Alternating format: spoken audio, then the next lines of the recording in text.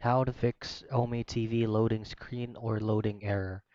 Now, first thing you have to check, your top priority is gonna be your stable internet connection. Now, you can go ahead and try to run a speed test out of your current internet connection, or you can try to turn your Wi-Fi off and turn it back on, or you can also try to power shock your internet router by pulling out the cable from the outlet and turning it back again. Now, the other thing that we can do is to clear cache and cookies on the browser that you're trying to use for Ome TV website.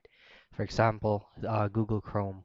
All you have to do to clear cache and cookies on Google Chrome is head over to the settings menu, which is beside your profile picture right here, the three dots, and then head over to the settings.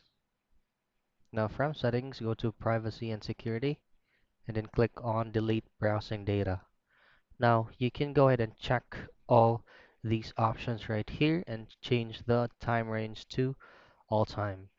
Now sometimes if this is your first time doing this, your mouse or your option will automatically be on the basic. You'll just have to change it to advanced and then check all these boxes right here, change the time range to all time.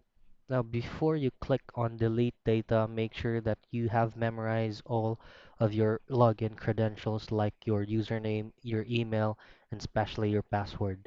Once you click on this icon right here that says delete data, all of the websites that you logged in using your credentials will be automatically logged out, or all of those websites that you use will get back to zero. So you make sure that you have memorized those. Then once everything is set, just click on delete data and try to run the website again. So those are the troubleshooting steps on how you can fix Omi TV loading screen or loading error.